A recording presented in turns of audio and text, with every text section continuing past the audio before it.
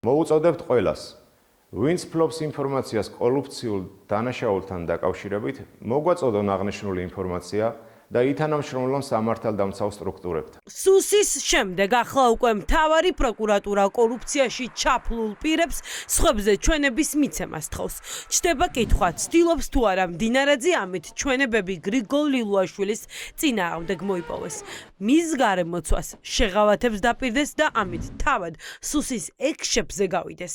გრიგოლ ლილუაშვილის ახლობელი და ნათესავი ბიჭიკო პაიკიძე ახლა მთავარი სამიზნეა. ბრალი პაიკიძეს დღეს დაუსწრებლად წარუდგინეს.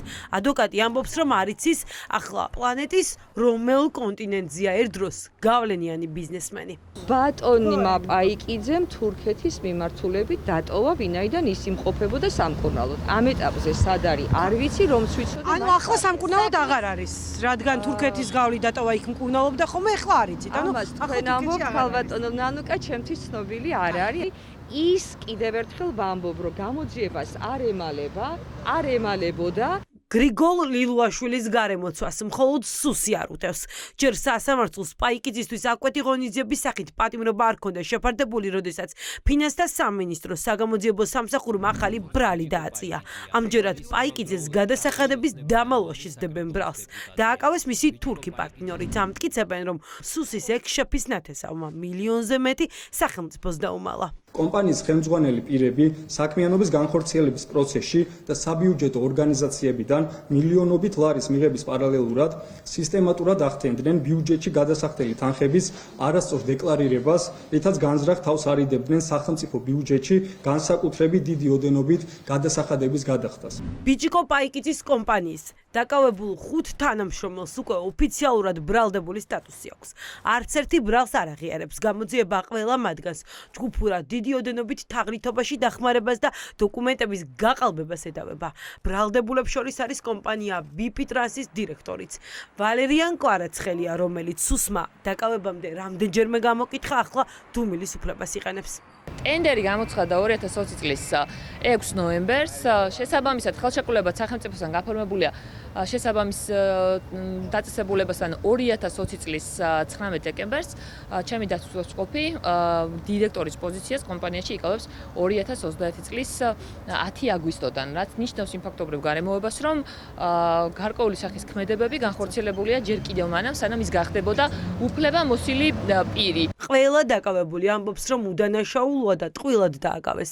ამით მიანიშნებენ, რომ დაკავება არა დანაშაულის, არამედ შურის ძიების გამო მოხდა. საქმეში ჩვენებები და ეს რა თქმა უნდა არის. ვისი ჩვენებებია? არ ვიცი, ახლა მე რაც გადავხედე, ძირითადად ზღოლების და რაღაც ეს ზღოლები აძლევენ მათ წინა. არ ვიცი, შინაარსობრივ ხარეში ვერ შევალ. მას არ ხელეწიფებოდა მის მოვალეობას, უფლებამოსილებას არ შეადგენდა რომელიმე კონკრეტულ დოკუმენტთან მიმართებაში, მით უმეტეს რაღაც ფინანსური კვეთა წარმოშობილიყო და მასზე მოეწერა ხელი, ის იყო თავადვე კარგად მოგეხსენებათ ფინანსური მენეჯერი, რომელიც სამუშაოთა წარმოებას ზოგადად ადევნებდა თვალყურს. ადვოკატებს საქმის მასალები დღეს გადაეცათ. ხვალ პროცესის წინ მათ უნდა თქვან რა მტკიცებულებები აქვს სუს საქმეზე, რომელიც ერთ კრიმინალურ ისტორიას უკვე გასცდა.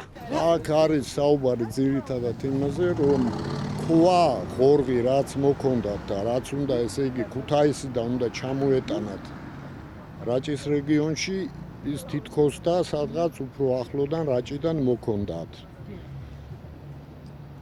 ნუ რა თქმა უნდა, ამ შემთხვევაში ჩემ დაცვისყოფს არანაირი არც ვალდებულება გააჩნდა და არც მიუწვდებოდა ხელი დაუშვათ თუ საიდან მოდიოდა ეს ქვა, ან შესაბამისად ამ ზედნადებებზეა რა ძირითადად. არ აღიარებს ამ ეტაპზე ჩადენილ დანაშაულს, გამოკითხული არის და გამოკითხვაში მიუთითა, რომ მას არანაირი კანონსაწინააღმდეგო ქმედება არ ჩაუდენია.